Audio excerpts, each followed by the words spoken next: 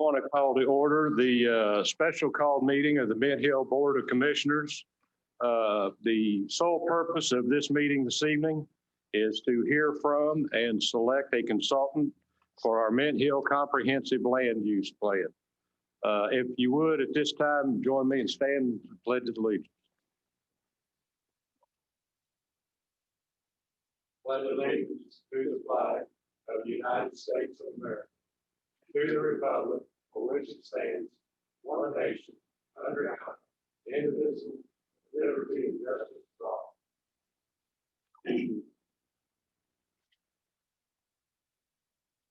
Let us pray.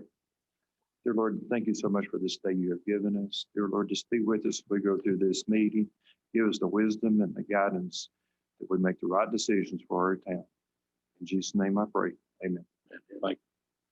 All right, I want to welcome everybody that's here with us this evening. Staff has worked through this process, sent out information to a number of groups, and we have two groups represented here this evening that we're going to let make presentations and tell us about what they do.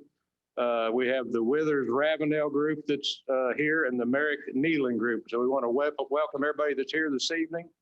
I don't know if we had a coin toss in the back room or how this worked out, but we've been advised that the Merrick Nealon group is going to make their presentation first. We're going to give you 30 minutes for your presentation, and then we'll have a question and answer session following that. So if somebody wants to lead off with your group there, please, for the record, give us your name and address when you come to the podium, please. And you have the floor. Very good. Thank you. Commissioners, staff, my name is Jonathan Crowder. My address is 2029 East 9th Street, Charlotte, North Carolina. Everyone here okay? Yes. Fantastic. So great. Everyone, good evening. John, staff, everyone that hears us remotely tonight, welcome to the presentation of the Merrick Nealon team. We're going to talk about our team tonight. I'll introduce our team members here in just a few minutes. We're going to hit on some key points that we want to emphasize that are beyond the proposal we sent in several weeks ago. So we're going to hit on those specific questions that we think are critical that need to ask and answer in order to put together a real plan that fits Mint Hill and that is implementable. So we're going to get to those things. First off, I'm going to introduce our team. Again, start with me. I'm Jonathan Crowder. I'm a landscape architect with Merrick. I lead the landscape architecture team in our Charlotte office. And as you know, for this project, we've compiled a great team. We've got 4 different firms that are part of our team. We've got Merrick, we've got Nealon Planning with Miss Meg Nealon over here. We've got Mr. Ben Hitchings with Green Heron Planning. Back here to my left shoulder, we have Mr. John Hughes with VHB. So we feel like we put together an outstanding team for this project. Each of us bring our own particular expertise to bear on this project. And as noted, we are co-leading this with Meg and her firm.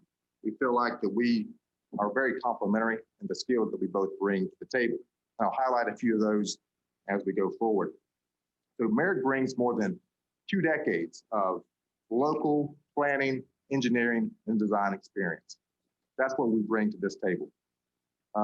We feel like that is the foundation of our team. We have that local experience that we're bringing. We've all made careers living in this area, and we feel like that is a strong starting point. On top of that experience for this project, we're going to be providing the project management component. We're heavily involved in the urban design and small area plan component as that develops. We'll also function as the main or primary point of contact for the town of Mint Hill. In addition to that, Mr. Joel Madden, who's part of our team, he will also be serving as, for our team, as in an advisory role for any municipal infrastructure issues that come up during the course of the project. So that's our Merrick team. And of course, our co-lead is Ms. Meg Nealon with Blue Heron Planning. Meg has been doing this for a long time. She's got over 25 years of experience. Over the course of that tenure, she has either led or been involved in over 30 land use plans. So we're excited to have Meg on the team with her extensive resume of land use planning, of community outreach, and neighborhood planning. We feel like she is the perfect person to lead the planning component of this team. So we're happy to have Meg as the co-lead on this project. Other team members, John Youth. Many of you may already know John. He has been in this area for a long time. He has extensive transportation experience. So he brings that component to our team, and we are excited to have him as a resource. He's been over 11 years with CDOT and I think over 20 years with CATS. So very well-rounded. We're very well spoken from a transportation perspective. Now, rounding out our team is Mr. Ben Hitchens over here. As noted, he's an interesting character. Ben brings experience that I don't have and that I think most of our team doesn't have, which is critical to this process, right? Ben has worn a number of hats in his illustrious career, I use that term. He has been the planning director for a number of North Carolina municipalities. So he understands this process. He understands not only how the process works, but he has been charged and responsible at times for implementing this type of plan.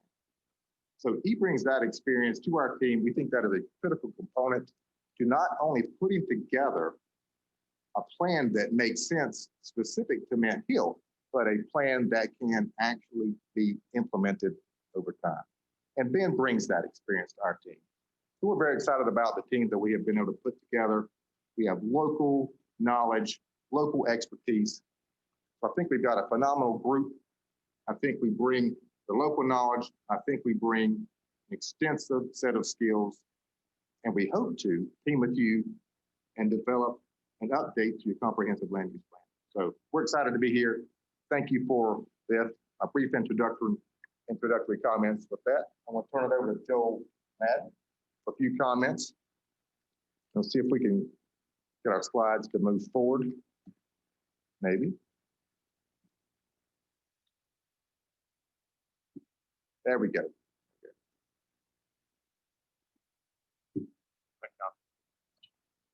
My name is Joel Madden, address 10614 Glen Eden Court here in Mint Hill.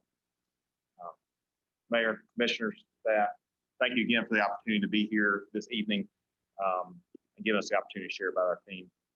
Our team was drawn to this opportunity for another number of reasons. Perhaps the most important was our connection to Mint Hill. 3 members of our staff live here in Mint Hill, including myself, and we all have close local ties. My parents, Lee and Kathy Madden, moved our family from Charlotte to Mint Hill in 1977 when I was 3 years old, and they still live in that same house in Shelburne today.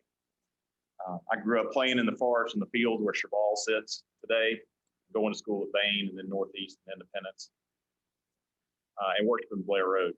My sister Marie, her family lives here. After college, I moved back to Mint Hill to raise a family. I love this community for all the same reasons I'm sure you do, and I'm excited about helping to guide our continued growth and development. My contribution to the team will be to share knowledge of the town. It can only come from being immersed in this community for my entire life, to balance the memories of growing up here with the town's vision of the future. So we're a local team, we're all in deep experience across the Carolinas. I'll turn it over to Meg to tell you a little bit more about that and our approach. Thank you. Good evening, and I'm Meg Nealon, and my address is Hickory, North Carolina. I've spent 25 years in Charlotte, so like most of this team, built my career in the Charlotte region, so very familiar with this whole area. And as Jonathan and Joel mentioned, we're a North Carolina-based team with a concentration in the Charlotte area, but the experience that we bring to this effort includes planning from across the Southeast or from the Carolinas and as far west as Texas and Oklahoma. What a lot of these projects that are in this experience list have in common is that they are in these fast-growing communities that surround a center city in a growing metropolitan area. We think that's pretty important because those challenges of growth, while they're different in each community, there are some of the things that we have learned that we think we can bring to this project. So it's that those years of experience and seeing what's happening in these growing metro areas that have shaped this process that you've read about in our proposal that really breaks down into 3 steps: the discovery phase, the plan development phase, and then the plan documentation phase when it all comes together, and that's launching a meaningful process towards implementation. What's important about this, though, is the the level of activity and detail that comes into this process. And it's not often that you find somebody who is both a planner and a landscape architect and been on the side of working for developers and understanding what their programs are, but also understanding what the impact of policies are. So when you can look at it from both sides and make sure that the plan that emerges is not only a reflection of what the community wants, but it's also something that the private sector can respond to is extremely important in our opinion. So as Joel and Jonathan mentioned, there are some topics that we think will come up. We posed them as questions here in this presentation and organized around that. You've read about our proposed scope in our submission, but what we think is really important are the things that are going to get the most discussion during this process. So the first of those is, how do we engage the community? When you've got a growing population and the various audiences within the folks who live here today and who will be here in the future, that's one thing. And then you layer in what's happening with this environment with COVID and the challenges that come with that. So how do you communicate and get people involved? So we have always approached this with a multifaceted approach that has many tools that, as we like to say, meet people where they are. So recognizing there are different ways people take information in and give input back and their comfort level. We like to use that mix so people can find what makes sense for them. With the challenges of COVID-19, we have been actually employing some new tools, a lot that allow us to do our virtual meetings and other online activities that actually have proven to be pretty effective for getting actually more input into the process and really shaping a good community vision. So, so we will be doing this is just a taste of some of the activities that are in our proposal for how we would go about getting that involvement. And we can talk more about that. We have proposed a platform of publicinput.com to be able to utilize through the process. They have a lot of tools embedded within this that we think are really purposeful. We can not only look at what geographies the input's coming from, but the types of tools with interactive mapping, surveys, and so on come through this, and we can blend that with some of the things we get using our old school traditional manner, and that synthesis is done for us. And you're seeing that some of the statistics from publicinput.com is that we're actually getting greater participation because probably namely the convenience of what these tools offer, but we're getting more voices in the process with this approach. Good evening. My name's Ben Hitchings. Pleasure to be with you this evening. My address is in Durham, so not too far away. And so as we collect that input that Meg described, and we gather it from a variety of stakeholders throughout the community, we know invariably that issues will come up, concerns that are voiced by folks. And one of the great things about our team is we combine skills. And for example, I have decades of experience working in local and regional government. I've stood in the position that John, where's John?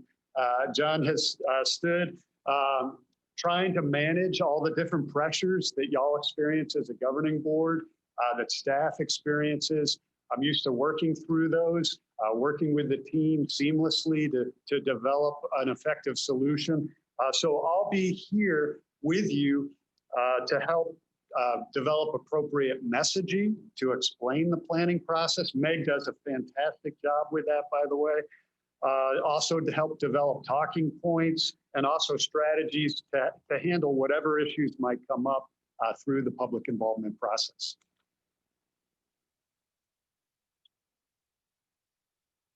So another question that we believe is really on the minds of folks in Mint Hill is, how do you manage growth and still preserve the character? Because there are pieces and parts to your community that are the reasons people are drawn to Mint Hill. And when you're trying to protect that, but also open the door to opportunities, that means development within the community and making sure it happens in the way that is a sound approach and turns into a development pattern that people really support. So we know that there are areas within your planning area that are that do not have utility service right now. And some of the direction with this plan may lean towards, how do we direct growth into these areas that already have service and capacity, and hold off on some of the areas that don't have service and be responsible with that type of infrastructure provision, and perhaps even set aside some of our assets that we don't want development to encroach upon. So that's a question that we will talk about during this process. One of the closest examples And our experience from this is the Harrisburg Land Use Plan, which I was involved in the creation of the original one and the recent update to it. And much like Mint Hill, it's a growing suburban community of the Charlotte area, and some of the same challenges, people wanting to hold on to what's special about the community. There's a highway running right through town, and how do you create that cohesiveness across that line? But also creating a downtown from scratch, or building that downtown, but also being very prudent with your use of resources for infrastructure. And so they face some of those challenges and are headed down a path and implementing their plan right now. One of the things that is going on with this plan is an understanding of what the land would support. So working with Merrick and their familiarity with this town and the infrastructure here and all the special features to preserve, we're going to take that deeper dive into the analysis and understand what growth is suitable where and how to accommodate it over time. So that analysis is very key during that initial discovery phase. John McLaughlin and Merrick and I worked on this Wasatch Master Plan, Water and Sewer Authority of Cabarrus County. And that really set the stage for what could happen, what the utility constraints were in Harrisburg.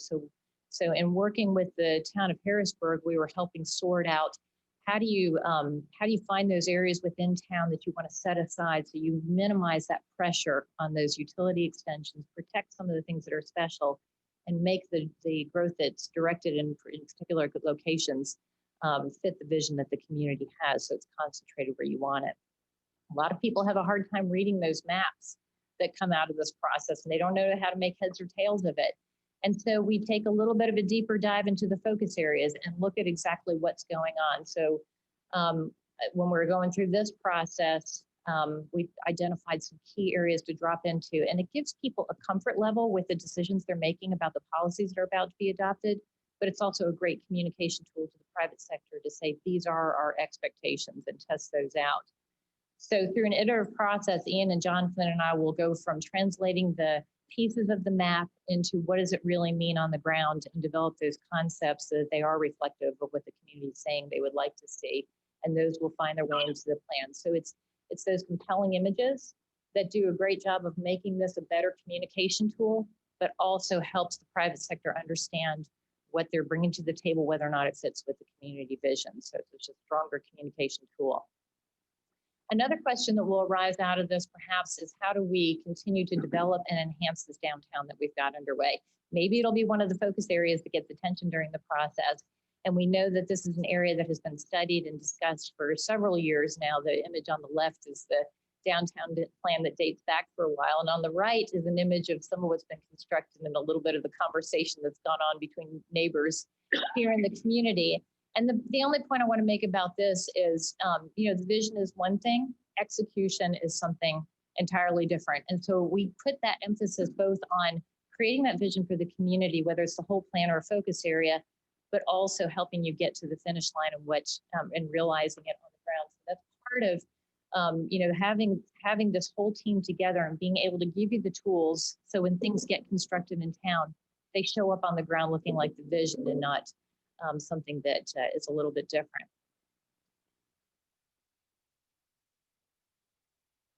Like Meg, I have considerable experience working with communities where we're trying to create a town center or a downtown from scratch. And that was certainly our experience when I worked as the planning director in Morrisville, in the center of the small town in the center of the triangle.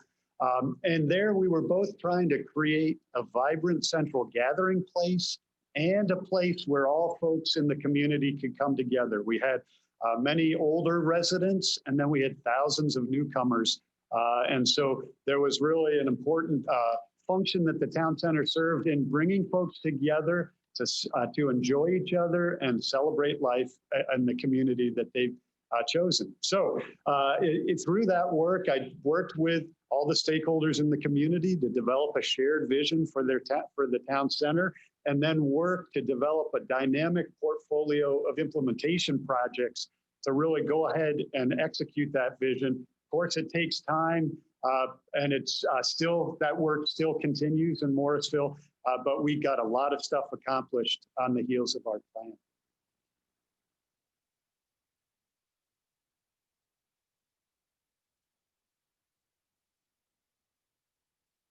Good evening. I'm John Muth. I'm the managing director of VHB's Charlotte office. And my work address is 121 West Trade Street in Charlotte. And I've lived the last 32 years in Matthews, so I'm your neighbor to the west here. So when we talk about mobility, and we talk about how does the current and future transportation system serve your growth strategy and your land use plan. So, you will decide how you want your town to grow and function based on the vision developed by you and the residents of Mint Hill.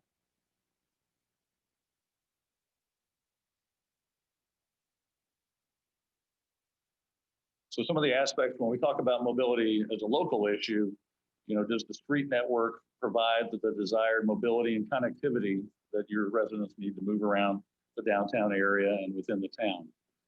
How does the CAT's local bus service serve your targeted planning areas now and in the future? How important is it to be able to move around town as a pedestrian or on bicycles?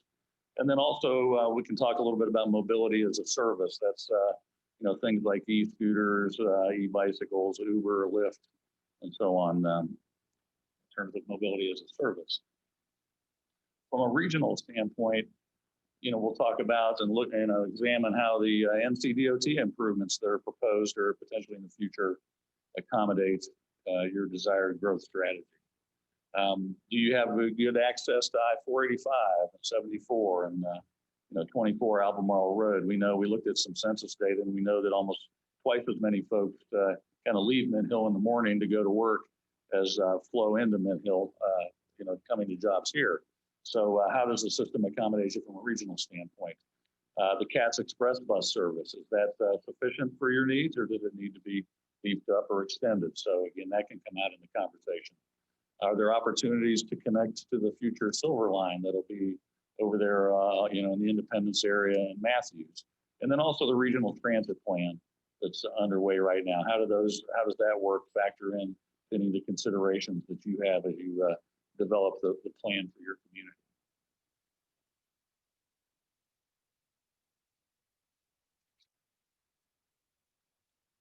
Okay. We know a key challenge is making sure that we develop a plan that complies with the requirements of the updated state statute, Chapter 160D. And one of the experiences I have is that I'm an adjunct faculty member at the UNC School of Government. And right now I'm developing guidance working with the longstanding land use law faculty there to train planners across the state on how to comply with 160D. So that's something I can help with. Very familiar with those provisions. In addition, we also want to know how we can create an achievable vision, harkening back to what Meg was describing earlier. So let's talk a little bit about that. One of the issues that's often a challenge in these projects is matching the implementation projects with the community vision that's developed. As part of my work, I've not only led planning efforts, I've also reviewed dozens of plans across North Carolina and across the country. And one of the things I see is that often the implementation section of these documents is a laundry list of different ideas. Some of them are well matched to the community and some of them are not helpful. And so in order to help sharpen the focus on the implementation component of the planning effort, we've developed a special methodology, an implementation feasibility assessment. And what we do is we take promising implementation projects and we run them through an analysis where we're looking at the legal, political, financial, and operational feasibility of each of these projects to make sure that we then come up with a portfolio of projects that is both supports the vision that's in the plan and is also well matched to the capacity and expertise of the community so that you end up with a set of projects that the governing board, the town manager, the planning director, community stakeholders have confidence in can be transacted by the community once you as an elected body adopt that plan. And so then the information from that analysis is then compiled in an attractive set of tables and diagrams showing that set of projects that are well matched to the plan and to your capacity. And so then you can then execute on those. So we put extra detail in all the projects that are going to be carried out in the first couple of years. And so that is, we found, is really helpful in moving smoothly from planning to implementation. So you can begin to get some successes on the ground and show the community some of the payoff for all that good planning work and visioning that y'all have done.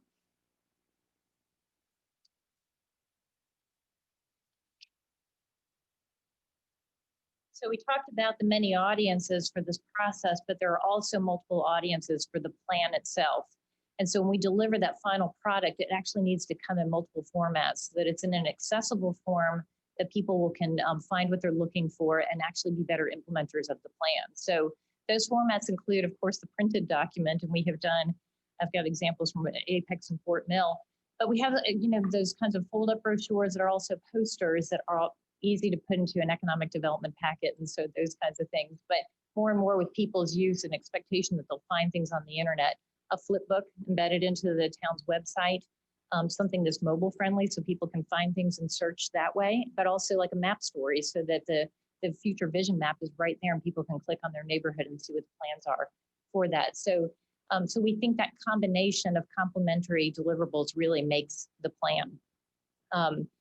I led the process for Apex way back when they first created one, and then went back, they came back to me for an update, but it is in creating a really great communication tool first, that you garner that support, and then have that action plan that Ben is talking about that was in that. So they were able to move towards their vision and land themselves on one of the best places to live list. And so they came back for more to-do list was the reason for the update. The same is true with Fort Mill, and they too are landing on those lists of best places to live and work. Similar situation, but what's important about both of these is that as they were embracing growth and deciding how they were going to evolve over time, they were still true to their heritage and character. So preserving that was also very important. So that's something that we would strive to do with Mint Hill, is understand what makes Mint Hill, and make sure that as this plan comes together, it's respectful of those kinds of features, so that ultimately what you end up with is a plan and a vision you can work towards that is unique to Mint Hill.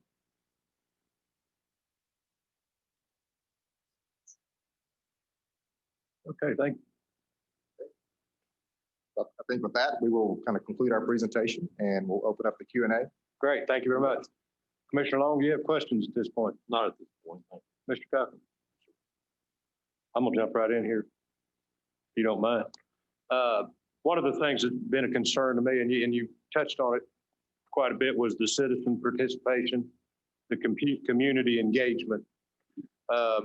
Probably, or maybe more concerning to me, is the community involvement as far as how they can participate. We have had a number of people in the community who showed a great interest in this plan for a number of years, not just the period of time that we started talking about it during this process. And during that process, we've had a number of people put in an application to participate in some way, shape, or form, either to serve on our current planning board. A lot of them have been on that list for a while, or to participate in this process, excuse me. And I think at this point, and I can be corrected, so I'm just going to throw out a number. We have a number in the teens somewhere, and I'm getting a head shake, so I'm close, of people who have put in that application that I would like to see involved in a layer instead of just instead of filling out a questionnaire, that we get them involved so that they participate in this. What is your vision of how those 15, 16, 18 people can participate, as we'd like to see all of them be involved in that process along with us? Ian Anderson. I live at 2609 Mountain Bluff Road, just south side of Charlotte there. What I would say is if you have an active, engaged group of folks, we would immediately sign them up to be our project advisory committee. That would be a group that we would meet with frequently throughout the duration of the project. That is a special select group beyond just who gets invited to the open house meeting. We want to blanket and get as many of those invitations out, but this is a more selective core group, a named group that would be part of our kind of the stakeholder group. So we would want to sign them up as quickly as we could and rope them in on the communications and have them involved at as many stages of the plan development as possible. So a little bit about that. I mean, that's a really good problem to have because the energy that you can capture at this point is really great to be able to form those groups. So there's the advisory committee, and then as the momentum builds, you'll have more people saying, well, why them and not me? So being able to define those interest groups, those topic areas that people can rally around, we want to take that energy and capture it in the beginning of the process. And we're having a lot of success in other projects right now with these virtual meetings, and we can do them part in person and part virtual. But joining in and being able to share their thoughts virtually, and we're actually getting more participation because it's so convenient for people to do it. I'm about to do 20 of them in Brunswick County.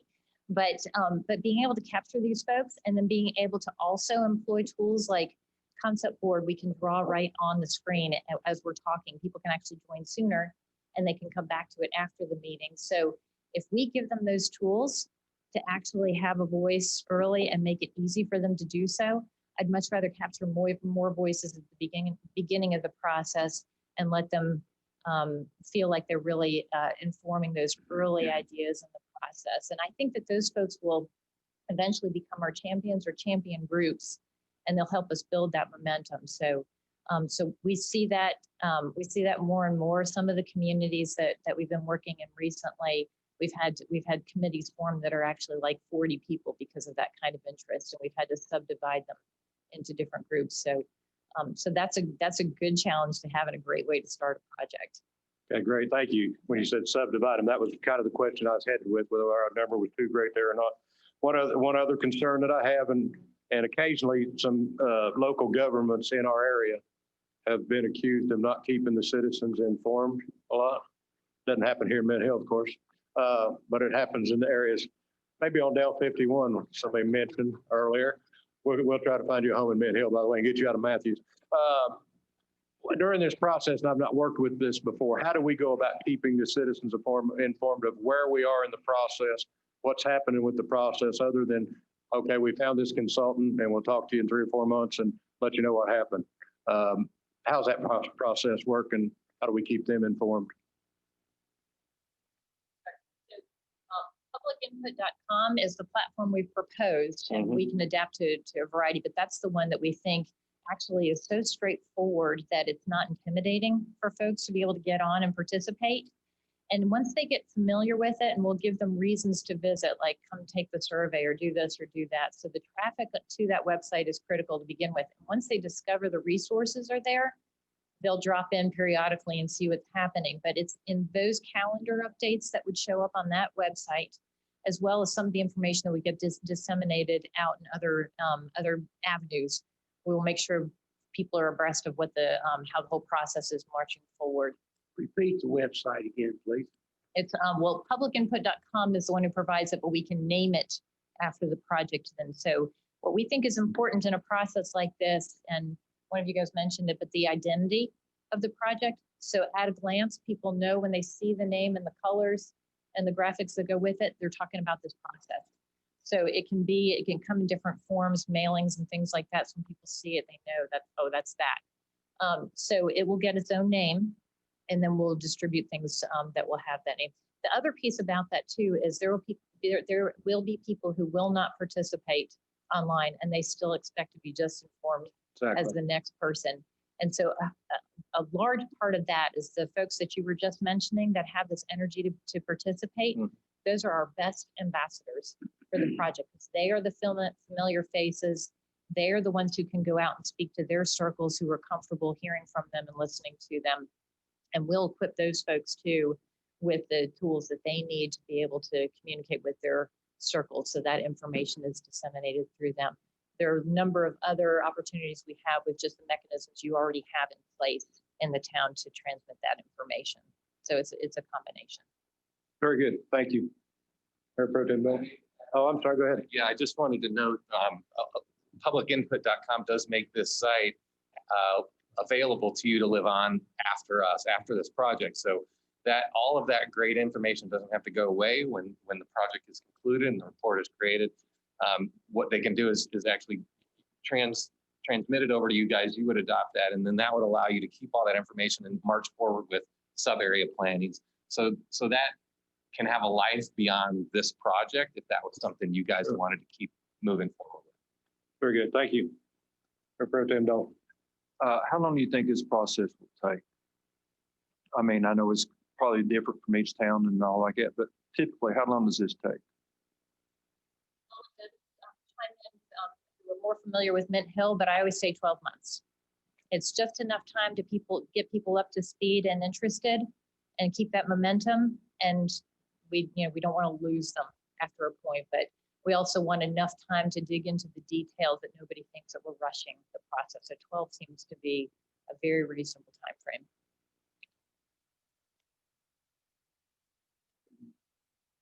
Okay, so you were talking about the community engagement piece of it with COVID and everything, having to get more creative and get more participation online. How do you limit that online activities to only Mint Hill residents? There are ways with the geography, so when they log on, they can specify where they are located, so we can track all of that information. You may have some voices, people who own property in Mint Hill, but they don't live here. So being able to sort that out, but. Yeah, and so that the database that publicinput.com creates is all geo-referenced. So each person gets a user account set up. Each one of those has demographic data associated with that. So you can essentially partition out groups of people by zip code, by age, by geography. So we can get a pretty good look at those folks and then identify where the comments are coming from, what is their main hot button items, So you can also, I mean, is there a way to also filter through if it's, one particular person keep making the same comment? Absolutely. So all of that gets aggregated into this website so that we can anytime draw upon that, but absolutely we would have that ability. So you could see we're getting a whole lot of Matthews people showing up to these meetings. So why is that? We can carve those folks out from the group because they have to set up this basic user info to do that. So, and another point worth making is publicinput.com has been working in the Charlotte Mecklenburg area for a long time.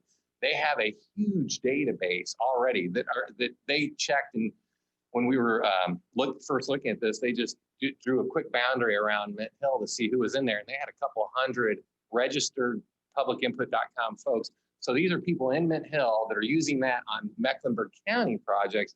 So they did note that if the county could give us permission to immediately reach out to those folks that are already in the system and say, hey, you're using this on Mecklenburg, well, now it's in your neighborhood, and so we want to bring you in on this.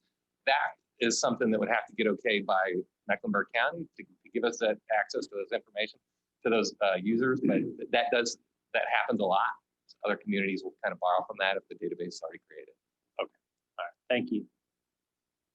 Anything further up here? Anything else coming to mind?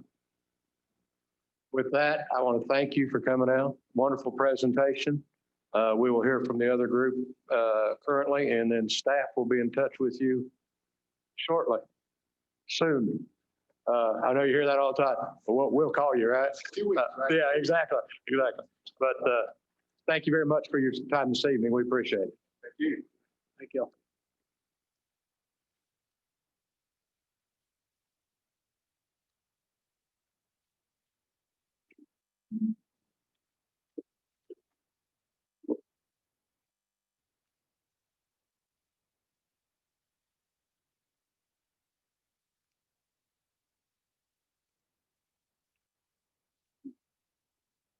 Ready now.